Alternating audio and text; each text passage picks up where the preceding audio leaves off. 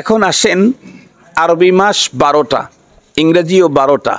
সকল মাসের মধ্যে আল্লাহ পাক বলেন সবচেয়ে বেশি মর্যাদার মাস 4টা।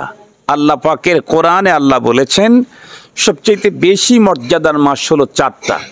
এই 4টার 3টা একসঙ্গে আছে, আর একটা হলো একটু ভিন্নভাবে।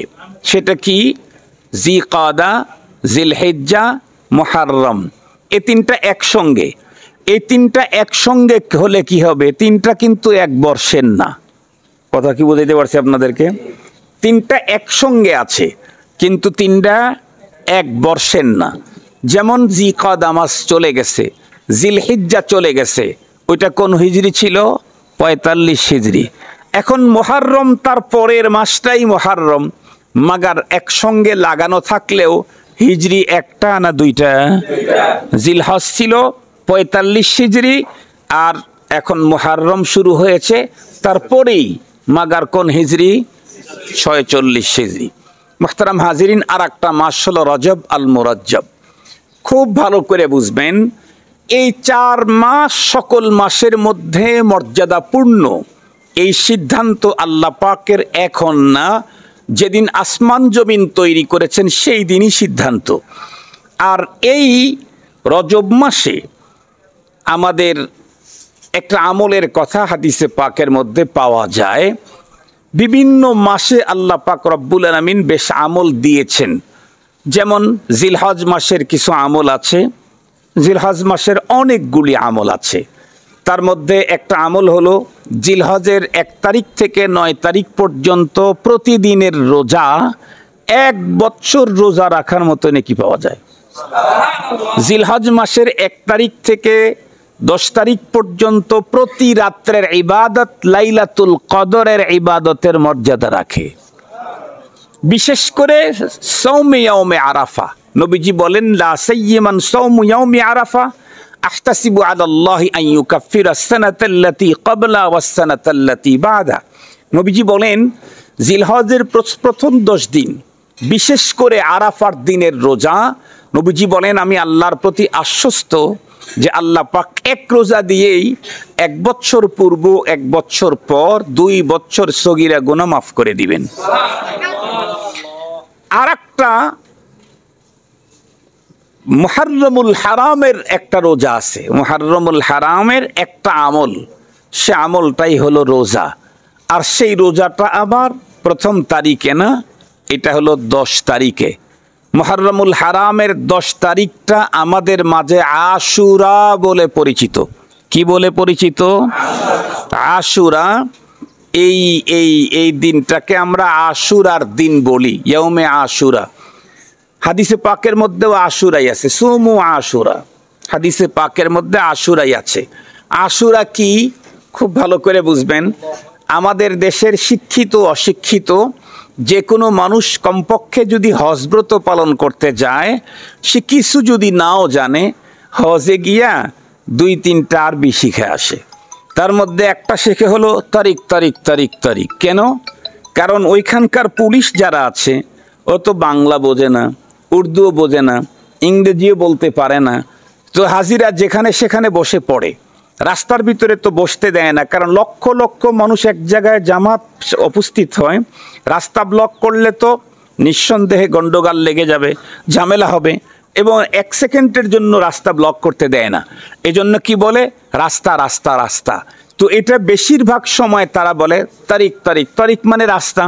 এজন্য আমাদের দেশের শিক্ষিত অশিক্ষিত মানুষেরা সৌদি আরবে গেলে, হজ করতে গেলে একটা আরবি শেখে, তারিখ তারিখ। আমরা দেখেছি যে অশিক্ষিত গ্রামের মূর্খ চাচারাও ওই ইয়েদের সাথে, মক্কার হারামাইন শরীফাইনের পুলিশদের সাথে তারা বলে তারিখ তারিখ তারিখ। আর কিছু আরবি শেখে। সেটা কি? যদি শপিং মলে নাও যায়, কমপক্ষে ফুটপাত থেকে তো কিছু কেনে, আতর, তসবি, টুপি, জায়নামাজ, এগুলো কিনে নিয়ে আসে। যত গরিবই হোক, এগুলো অল্প হলে কিছু কেনে। আর এগুলার ম্যাক্সিমাম এগুলার দাম হয় হলো সৌদি আরবের 10 টাকা 5 টাকা। তো সৌদিতে 5 আরবি হলো খামসা, 10 এটা হলো আশারা, 15 তারা বলে হলো খামাস্তা আশার। তো খামসা খামসা আর আশারা আশারা, ম্যাক্সিমাম জায়গায় দোকান নিয়ে মেয়ে মানুষ অথবা পুরুষ মানুষ দোকান নিয়ে বসে আসতে পড়তেছে খামসা খামসা খামসা খামসা খামসা, অথবা বলে আশারা আশারা আশারা আশারা আশারা। এই দুইটা এমনি মুখস্থ হয়ে যায়।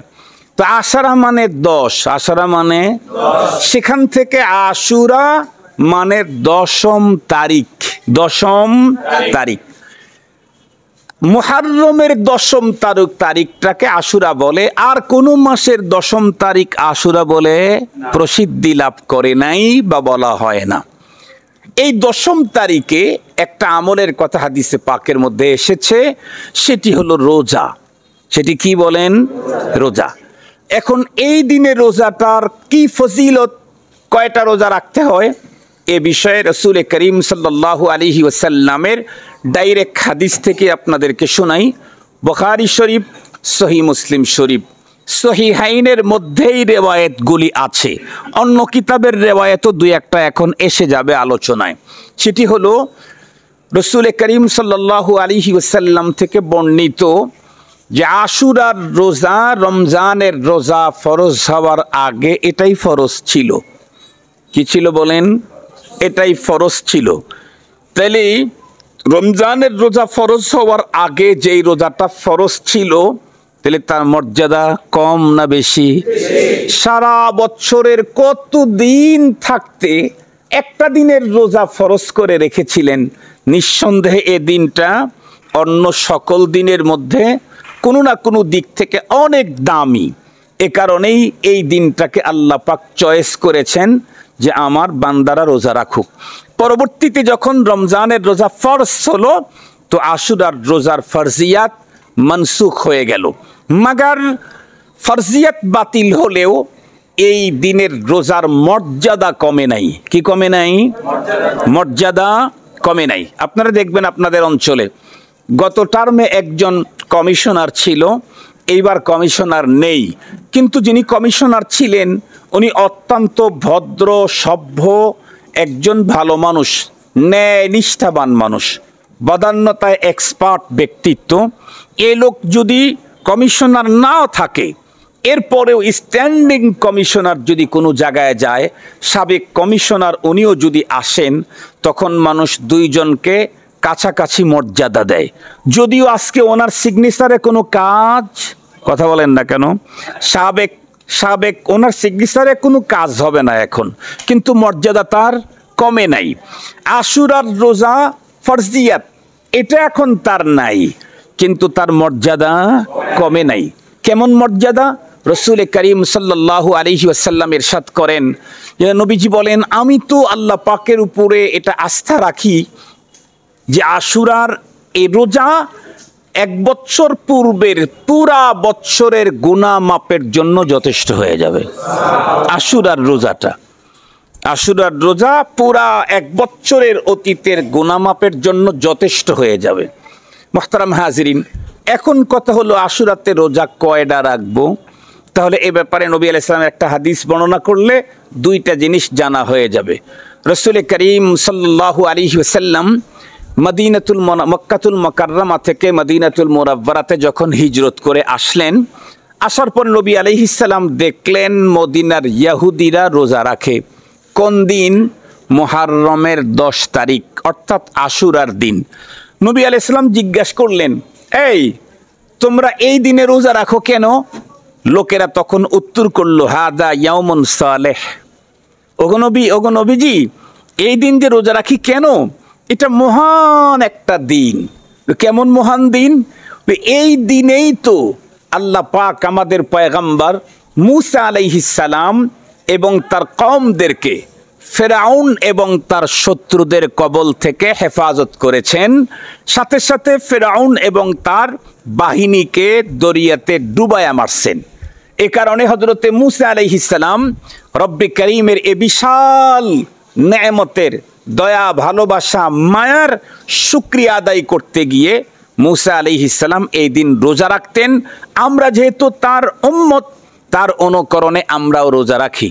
রাসূল করিম সাল্লাল্লাহু আলাইহি ওয়াসাল্লাম তখন কি উত্তর করলেন? আনা আহাক্কু মিনকুম বিমূসা, তোমাদের চাইতে তো আমি মুসা আলাইহিস সালামের অনুকরণের বেশি হকদার। তোমাদের চাইতে আমি মুসা আলাইহিস সালামের অনুকরণের বেশি হকদার। মুসা আলাইহিস সালাম তোমাদের চাইতে তার সাথে সম্পর্ক আমার বেশি। কেমনে বেশি? কেমনে বেশি এটা সুন্দর করে বুঝবেন একটা মাত্র কথা বললেই ইনশাআল্লাহ। আমাদের বাংলাদেশে অতীতে একজন মশহুর খান ছিলেন। এখন তো আল্লাহর মেহেরবানিতে বাংলাদেশে খান সাহেব বললে আমাকে বেশি বোঝানো হয়। আরও খান আছে, খান এক খানই না, অনেকগুলা খান আছে। তার মধ্যে বেশি জায়গায় খান বললে আমাকে চিনে। তো আমাদের আগে একজন খান ছিলেন বাংলাদেশে, উনি একক খান ছিলেন। তখন আর অন্য খানের কোনো তেমন পাত্তাই ছিল না। সে হলেন আল্লামা মহিউদ্দিন খান রহমাতুল্লাহি আলাইহি। তোমরা ছাত্ররা যারা অনেকে হয়তো দেখো নাই, তবে নাম শুনছো। আল্লামা মহিউদ্দিন খান রহমাতুল্লাহি আলাইহি উনি তো অনেক বড় মাপের আলেম ছিলেন, ঐতিহাসিক ছিলেন, সাহিত্যিক ছিলেন। তাম পৃথিবীর মুসলিম দেশগুলির সমন্বিত যে সবচেয়ে বড় বৃহত্তম সংগঠন রাবেতা আলমে ইসলামীর বাংলাদেশের মেম্বার ছিলেন উনি। আল্লামা খান সাহেব হুজুর, মহিউদ্দিন খান সাহেব হুজুর বলেন, ওনার সাথে আমার প্রোগ্রামে আমি নিজ কানে ওনার কাছ থেকে কথাগুলো শুনেছি। হুজুর বলেন যে আমি লন্ডনে গেছি একবার রাবেতা আলমে ইসলামীর কোনো এক কনফারেন্সে যোগদান করতে। তো যোগদান করার পরে আমি জানতে পারলাম যে আমাদের হোটেলের কাছে ধারে কোনো এক জায়গাতে খ্রিস্টানদের ধর্মীয় একটা অনুষ্ঠান হবে, খ্রিস্টানদের। আর সেই অনুষ্ঠানে বর্তমান পৃথিবীর সবচাইতে বড় খ্রিস্টানদের ধর্মীয় বড় বড় পণ্ডিত যারা, তারা এখানে আসবে, তারা বক্তব্য দিবে। খান সাহেব হুজুর বলেন, আমি তখন মনে মনে প্ল্যান করলাম যে এই অনুষ্ঠানে আমারও একটু অংশদারিত্ব নেওয়া দরকার, কারণ আমাকেও তো জানতে হবে, আপনারা বলেন তো দেখি, নামাজের ফরজ কয়টা এটা যেমন জানা জরুরি, নামাজ ভঙ্গের কারণ কয়টা এটা জানা জরুরি না? না, এটা জানা জরুরি কি? ওটা তো ভেঙে যাবে, ওইটা দিয়ে তো ভাঙ্গে যাবে, ওইটা জানা তো আর জরুরি নেই নাকি? জরুরি? বুঝে বলেন জরুরি কেন? ফরজ, হ্যাঁ, ফরজ তো ছাড়া আমার যেমন নামাজ হবে না, ভঙ্গের কারণ কোনো একটা যদি আমার ভিতরে পাওয়া যায় তখন আমার নামাজ আর রবে না। এ কারণে ফারায়েদে সালাত যেমন আমাকে জানতে হয়, নাওয়াকিদে সালাত আমাকে জানতে হবে। নামাজের ফরজগুলি যেমন আমাকে জানতে হয়, নামাজ ভঙ্গের কারণ আমাকে জানতে হয়। আমার ইসলাম দিন এর সৌন্দর্য মাহাসিনা ইসলামকে পৃথিবীর মানুষের সামনে প্রকাশ করা, এই জন্য কোরআন, হাদিস, সুন্নাহ এগুলি যেমন আমার জরুরি, সাথে সাথে অন্য দিন যেগুলি ইসলাম আসার কারণে বাতিল হয়েছে সেগুলার বিষয়ে কিছু জানা, যাতে ওখান থেকে আমি আমার মুসলিমদেরকে হেফাজত করতে পারি। তো খান সাহেব, বারহাল খান সাহেব হুজুর বলেন, আমি সেখানে গেলাম। হুজুর যে গেছেন তো কিছুটা শরীরের সিস্টেম একটু চেঞ্জ করে গেছেন, কারণ একেবারে ইয়া বড় পাগড়ি, এই বড় কি বলে দাড়ি, ইয়া বড় জুব্বা, এগুলা নিয়ে গেলে তো খ্রিস্টানদের ধর্মীয় অনুষ্ঠানে ঢুকতে দিবে নাকি? ঢুকতে দিবে না। তো কিছু চেঞ্জ করছেন, কিন্তু বলেন সবই কি চেঞ্জ করা যায়? টুপিটা খুলে যাওয়া যায়, দাড়িটা তো আর খুলে যাওয়া যায় না। টুপিটা মনে চাইলে ওখানে আমি টুপিটা খুলে রেখে গেলাম, কিন্তু দাড়িটা তো খুলে রেখে যাওয়ার কোনো সুযোগ নেই। জবি হোক, শেষ পর্যন্ত আল্লামা খান সাহেব, মহিউদ্দিন খান সাহেব হুজুর রহমাতুল্লাহি আলাইহি ওখানে গেছেন। বলেন আমি খুব গুরুত্বের সাথে পণ্ডিতদের বক্তব্য শুনছি। একটা বছরে আমার পাশের যে খ্রিস্টান, সে আমাকে বারবার সন্দেহের দৃষ্টিতে তাকাইতেছিল। হুজুর বলেন আমি আগের থেকেই বোঝার পরেও না বোঝার বান্দরে মনে হয় যে আমি দেখতেছি না, বুঝতেছি না, সামনের দিকে তাকায় আছি, কিন্তু আমার নজর তো ওর দিকে আছে। এক পর্যায়ে ও আমার হাতটা ধরে ফেললো, ধরে আমাকে বলে, এই তুমি কোথা থেকে আসছো? তো উনি কি মিথ্যা কথা বলবেন? কখনোই না। মুসলিম মিথ্যা কথা বলতে পারে না। কেন? আল কিযবু উম্মুল খাতিআ, মিথ্যা হলো সকল অপরাধের মা, মূল। মিথ্যা এত বড় ভয়ঙ্কর অপরাধ যে বিশ্ব নবীজির যুগে নবী আলাইহিস সালামকে হত্যা করার ষড়যন্ত্র যারা করত তারাও মিথ্যা বলে নাই। মিথ্যা এত বড় ভয়ঙ্কর অপরাধ, ওইটা আলাদা সাবজেক্ট।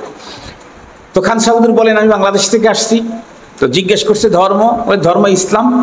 একেবারে চোখ টোক রাঙ্গা রাঙ্গা করে বলতেছে, তুমি এখানে কেন ঢুকছো? তুমি তো 2 নাম্বারই করছো। এটা তোমাদের স্পেশালি ধর্মীয় কনফারেন্স, এখানে অন্য কারো তো এলাও নেই।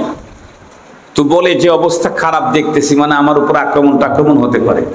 তা আমি সাথে সাথে তার হাতটা ধরে মুচকি হাসি দিয়ে বললাম, আরে ভাই তুমি আমার উপর এত রাখতেছো কেন? তোমরা তো আমার চাচতো ভাই। যেই বলছে তুমি তো আমার চাচতো ভাই, ও আরো রেগে গেছে। আরে চাচতো ভাই কেমনে? তোমার দেশ বাংলাদেশ, আমরা থাকি ইংল্যান্ডে, তোমার ভাষা বাংলা, আমাদের ভাষা ইংরেজি, তোমার ধর্ম ইসলাম, আমাদের ধর্ম ইহুদিয়াত, তো তুমি আমার ভাই হলে কেমনে? আরো গরম। তো বলতেছে একটু একটু আমি আস্তে আস্তে বলি, তুমি শোনো। কি বলে? তোমাদের পয়গম্বর কে? মুসা আলাইহিস সালাম। আমাদের পয়গম্বর মুহাম্মদুর রাসূলুল্লাহ সাল্লাল্লাহু আলাইহি ওয়াসাল্লাম। তা আমাদের পয়গম্বরকে আল্লাহ তাআলা দাওয়াত দিয়ে তার আরশে নিয়ে গিয়েছিলেন। তা আমাদের পয়গম্বর যখন দুনিয়া থেকে আল্লাহর আরশের দিকে যাচ্ছেন আল্লাহর সাথে সাক্ষাতের জন্য, পথের ভিতরে যাইতেই এক আসমানে তোমাদের পয়গম্বর মুসা আলাইহিস সালামের সাথে দেখা হয়ে গেছিল। ও ভালো করে শুনতেছে, আরে এটা মজার কথা। তারপরে আমাদের পয়গম্বরকে তোমাদের পয়গম্বর অনেক মুহাব্বতের সাথে ভাই বলে ডাকছে, মারহাবাম বিল আখিস সালেহ ওয়ান নবিয়্যিস সালেহ। এটা হাদিসের মধ্যে আছে, সহিহ হাদিসের বর্ণনা। মুসা আলাইহিস সালামের সাথে যখন আমাদের পয়গম্বরের দেখা হইছে, দেখা হওয়া মাত্র সালাম কালাম মুসাব দিয়ে রিসিপশন করতেছে, ওয়েলকাম জানাইতেছে, আর বলতেছে মারহাবাম বিল আখিস সালেহ ওয়ান নবিয়্যিস সালেহ। নেক ভাই নেক নবীকে আন্তরিক অভিনন্দন, মোবারকবাদ। আর আমার নবীও তোমার নবীকে ভাই বলেছেন। উনি যখন ফিরে আসেন, আসার পরে এই রাস্তার কারগুজারি শুনাইতে বললেন যে আমি অমুক আসমানে যাওয়ার পরে ফাইদান আনা বি আখি মুসা আলাইহিস সালাম, তা আমি আমার ভাই মুসা আলাইহিস সালামের সাথে আমার দেখা হয়ে গেল। এরপরে তোমার পয়গম্বর আমার পয়গম্বরকে ভাই বলেছে, আমার পয়গম্বর তোমার পয়গম্বরকে ভাই বলে দুইজনে আন্তরিকতার সাথে লম্বা গল্প করছে, এরপরে চলে আসছে। এখন তুমি বলো যে তোমরা মুসা পয়গম্বরের সন্তান, আমরা মুহাম্মদুর রাসূলুল্লাহর সন্তান, তারা যদি ভাই ভাই হয় তাহলে তুমি আমার চাচতো ভাই না? এ কথা বলতেই ওই খ্রিস্টান তো এত খুশি হইছে, কি খান সাহেবকে তাড়াইয়া দেবে। বলে তুমি বসো, যতক্ষণ খুশি থাকবা, শেষে কিন্তু তুমি আমাদের একজন ডেলিগেট হিসেবেই সম্মানিত হয়ে এখান থেকে যাবা। তোমার জন্য কিছু আছে, সারপ্রাইজ আছে, মানে অনেক। তো আমি যে কথাটা বলতেছিলাম, হযরতে রাসূল করিম সাল্লাল্লাহু আলাইহি ওয়াসাল্লাম কি বললেন? আনা আহাক্কু মিনকুম বিমূসা। মুসা আলাইহিস সালামের অনুকরে তোমরা যদি আশুরাতে রোজা রাখো, তোমাদের চাইতে আমি বেশি হকদার, কারণ সে আমার ভাই। খুব ভালো করে বুঝবেন কথাগুলি। তো রাসূল করিম সাল্লাল্লাহু আলাইহি ওয়াসাল্লাম আশুরার রোজা রেখেছেন, কিন্তু নবী আলাইহিস সালাম রোজার ব্যাপারে একটা কথা নির্দেশনা আমাদেরকে দিয়ে গেছেন। কি? সুমু আশুরা ওয়া খালিফু ফিহিল ইয়াহুদ। খুব ভালো করে বুঝবেন, এই হাদিসটার মূল হলো আমার আজকের টার্গেট। সুমু আশুরা ওয়া খালিফু ফিহিল ইয়াহুদ, এটা হলো আমার আজকের আলোচনার মূল টার্গেট। এ পর্যন্ত যতটুকু সময় ব্যয় করেছি আমি আমার মূল টার্গেটে এখন। নবীজি বললেন তোমরা আশুরার রোজা রাখো, তবে আশুরার রোজা রাখতে গিয়েও ইহুদিদের সামঞ্জস্যতা সাদৃশ্যতা অবলম্বন করো না। এটা হলো আমার আজকের মূল টার্গেট। আপনারা বলেন ইবাদত যত প্রকার আছে, এর মধ্যে একটা ইবাদত এমন যেই ইবাদতের মজুরি সম্পর্কে, প্রতিদান সম্পর্কে আল্লাহ নিজেই বলেন ওয়া আনা উজজা বিহি ইল্লা সাওম ফাইন্নাহু লি ওয়া আনা উজজা বিহি। অমুক ইবাদতের এত দাম, 700 গুণ, 7000 গুণ, এত নেকি, অত নেকি, অত নেকি, অত নেকি। কিন্তু রোজা আল্লাহ পাক বলেন এটা আমার জন্যই বান্দা রাখে, এ কারণে এটার নেকি টেকি নাই, এর প্রতিদান আমি নিজেই। কথা কি বুঝাইতে পারছি আপনাদেরকে? আপনারা কি আসলে বুঝছেন কথা না? আরে ভাই নেকি কয় কোটি। আপনাদের মেয়রের ছেলে জাহাঙ্গীর ভাই যিনি আছেন, উনি একজনকে 20 কোটি দিলেন, আর একজনকে 40 কোটি দিলেন, আর একজনকে 100 কোটি দিলেন। কথার কথা বলতেছি। তো উনি কোটি কোটি যা দিলেন এটা কি ওনার সবটা? কথা বলেন, সবটা? আর একজনকে বললেন তোরে কোটি মোটি নাই, আমি তোর হয়ে গেলাম। বলেন তো দেখি কোনটা বড়? উনি যার হয়ে গেছেন।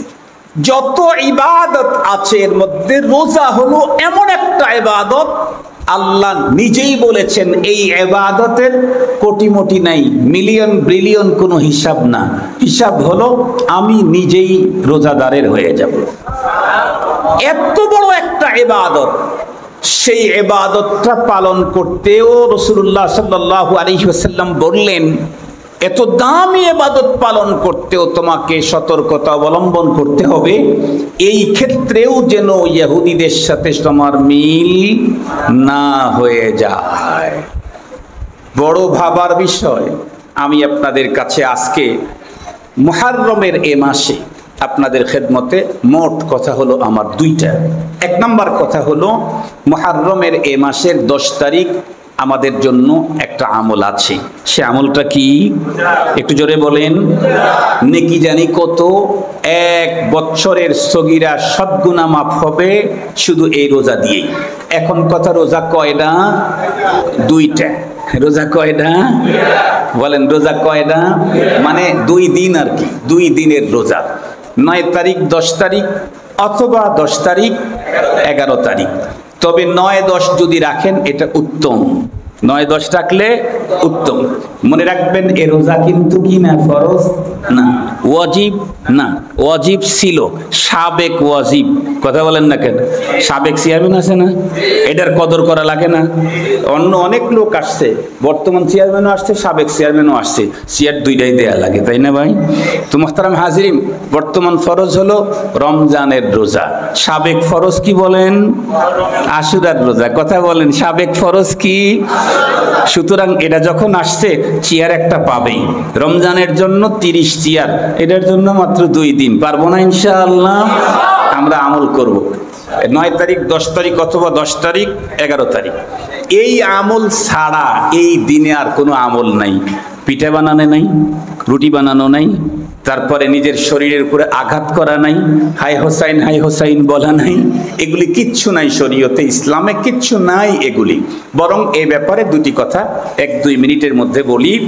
আমি কিন্তু শুরুতেই বলেছি আল্লাহর কোরআন থেকে। আল্লাহ বলেন মাসের গণনা আমার কাছে 12টা, এর মধ্যে সর্বাধিক মর্যাদাপূর্ণ 4টা, তার মধ্যে একটা মুহররম। বিশ্বনবীজি মদিনা শরীফে গেলেন জীবদ্দশায় না ইন্তেকালের পরে? এটা ভালো করে বুঝেই বলেন। নবীজি মক্কা থেকে মদিনায় হিজরত করলেন জীবদ্দশায় না ইন্তেকালের পরে? জীবদ্দশায়। নবীজি গেলেন, যা দেখলেন তারা রোজা রাখে, নবীজি রোজা রাখা শুরু করলেন। এক হাদিসে আছে নবীজি বললেন আমি যদি আগামী বছর বেঁচে থাকি 2টা রোজা রাখবো। পরে আর নবীজি বেঁচে ছিলেন না। আমাদের জন্য 2টা রোজা রাখার সিস্টেম।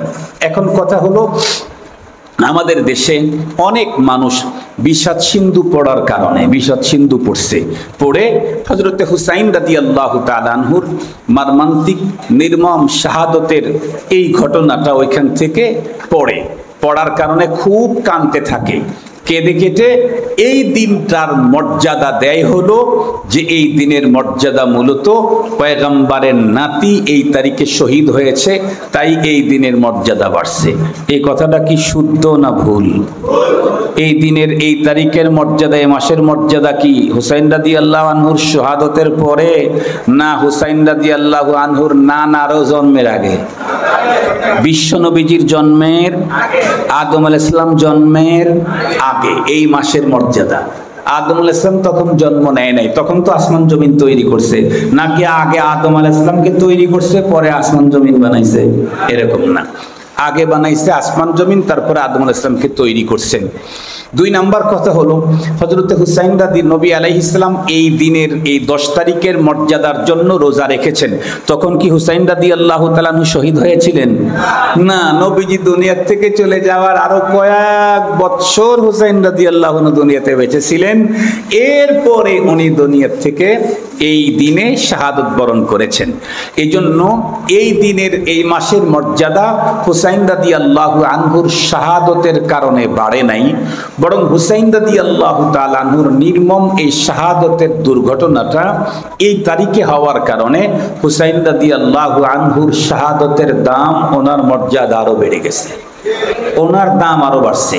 একে তো হুসাইন রাদিয়াল্লাহু তাআলা আনহু মুসলিম, দ্বিতীয়ত পয়গম্বরের নাতি, তৃতীয়ত সাধারণভাবে ইন্তেকাল করেন নাই, নির্মমভাবে নির্যাতিত হয়ে শহীদ হয়েছেন। যেই বর্ণনা যদি আমি এখন শুরু করি, আমাকেও কাঁদতে হবে, আপনারাও কাঁদবেন, মনের অজান্তেই চোখের পানি চলে আসবে। হুসাইন রাদিয়াল্লাহু আনহুর শাহাদতের নির্মম ঘটনা যদি, মর্মান্তিক ঘটনা যদি বলা হয়, সবার চোখে পানি আসবে। কিন্তু যেটা ঘটছে সেটা তো ঘটছে, এই ব্যাপারে সিদ্ধান্ত উলামায়ে কেরামের কাছ থেকে জেনে নিবেন। মূল কথা হলো, উনি স্বাভাবিক যদি ইন্তেকাল করতেন, তার চাইতে শহীদ হওয়ার কারণে ওনার মর্যাদা কমছে না বাড়ছে? উনি শহীদ হওয়ার কারণে কি শাহাদতের মর্যাদা বাড়ছে, না শাহাদতের কারণে ওনার মর্যাদা বাড়ছে? ঠিক তদ্রূপ মুহররমের 10 তারিখে শহীদ হওয়ার কারণে মুহররমের মর্যাদা বাড়ে নাই, 10 তারিখের মর্যাদা বাড়ে নাই। হুসাইন রাদিয়াল্লাহু আনহু পয়গম্বরের এই নাতি, এই তারিখে শাহাদত সংগঠিত হওয়ার কারণে ওনার মর্যাদা আরো বেড়ে গেছে। কথা কি বুঝাইতে পারছি? আল্লাহ পাক আমাদেরকে আলোচিত কথা বুঝা, হৃদয়ঙ্গম করা, সহি তরিকা আমল করার তৌফিক দান করুক। আখিরু দাওয়ানা আলহামদুলিল্লাহি রাব্বিল আলামিন। আসসালামু আলাইকুম ওয়া রাহমাতুল্লাহি।